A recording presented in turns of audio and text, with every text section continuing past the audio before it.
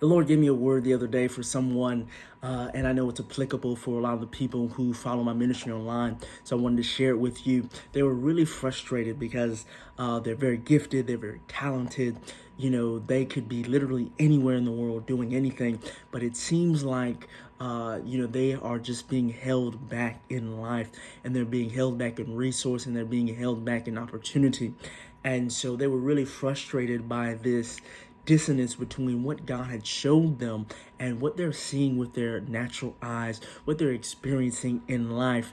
And so, they feel like all the potential and the power of the gifting and the talents that God has placed in them doesn't match the quality of life that they're living on. And so the Lord gave me a word for them.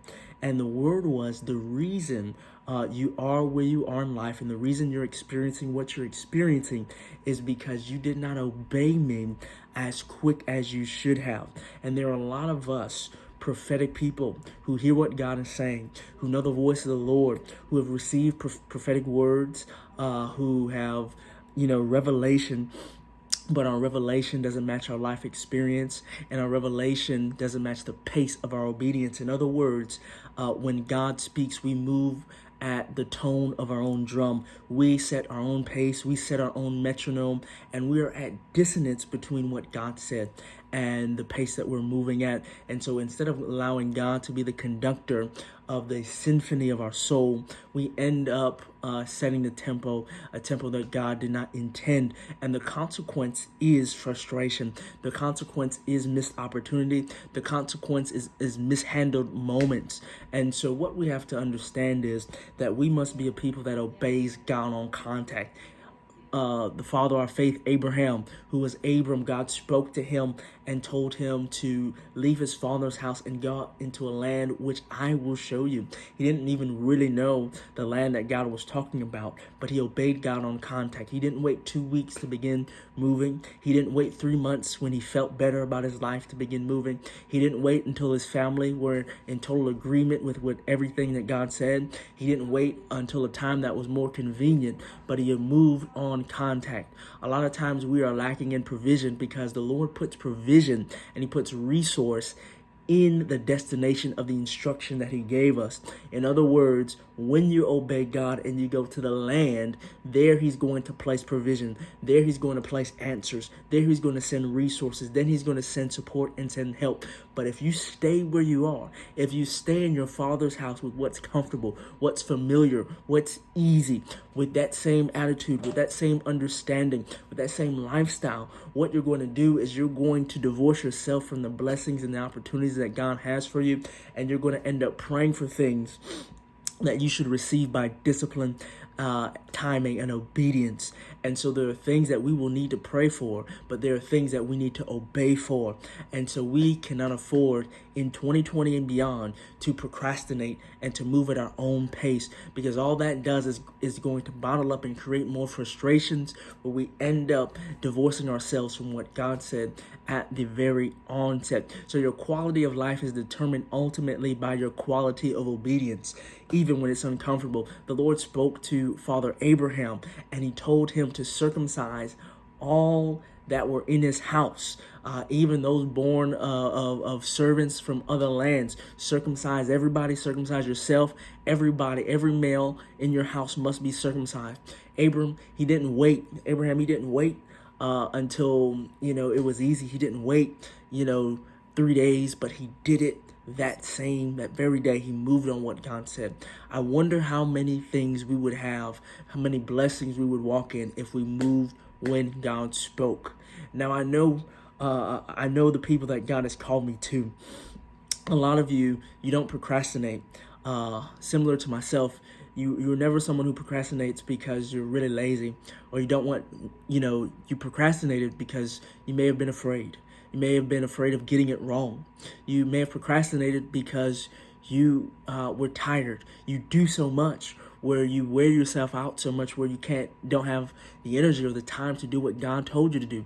or you procrastinate because you've busied yourself and added things to your plate that God did not intend for you to add to your plate.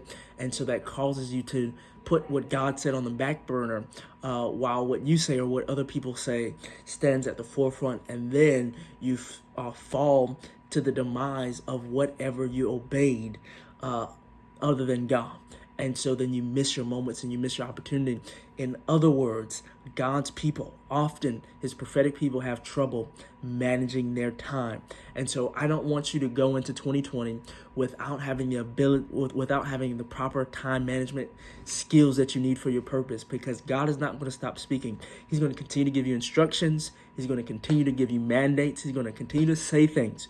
And I don't want you to crumble under the pressure of what you're called to do because you don't manage your time well. And for that reason, I'm going to be releasing one video every day this month, in the month of December, to help you manage your time.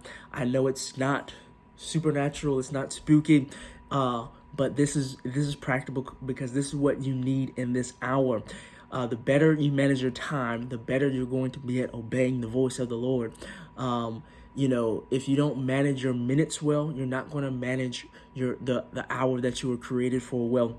And so I don't want you to mishandle your moment by belittling your minutes. Now is the time. Don't wait for a New Year's resolution. Don't wait for comfortability. It's time to break out of poor time management habits and divorce yourself from the spirit of procrastination so that you can progress into the land that the Lord wants to show you.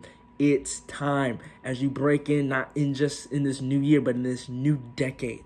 I want the power of the Lord to hit you. And when that power hits you, it's going to hit an obedient vessel that's ready to obey God on contact. This is super serious. So not only will I be teaching in these brief videos on how to manage your time better and giving tips, I'm also going to be giving homework assignments for you to reflect on and for you to complete so that you will be not just hearing, but you will be a doer of the word. And so it's time to manage your time better.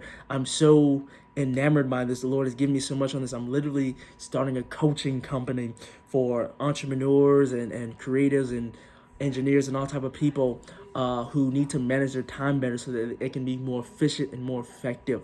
It's time for the church. It's time not just for entrepreneurs and engineers, and you may be one, and for business people to manage their time better, but it's time for God's people to manage their time better, because the closer we get to our destiny, the more sensitive things are. And so we need to be able to respond to the voice of God at the drop of a dime. Some people are waiting for new instructions, new mandates, new opportunities, but the Lord says those things are not coming until you complete what I already gave for you to do.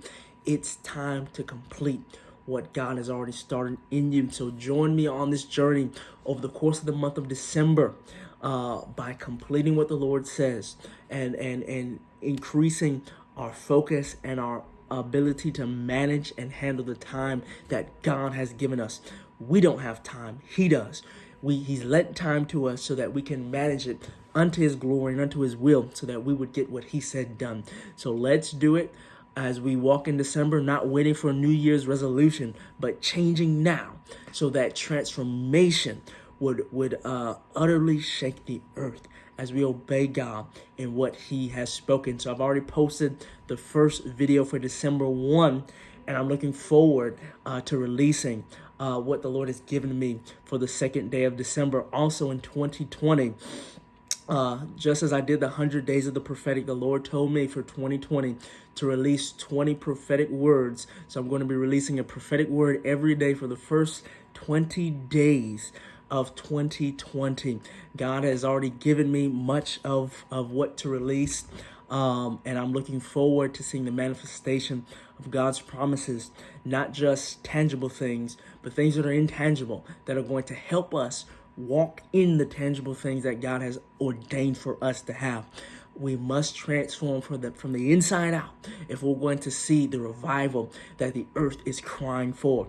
So join me throughout the month of December in coming out of agreement with procrastination, and join me in the month of January as we tear into a new decade, breaking and destroying the works of the devil and walking in community, total health, and the favor of God as we press forward into a new dimension. God bless you, and I'll see you in the next video.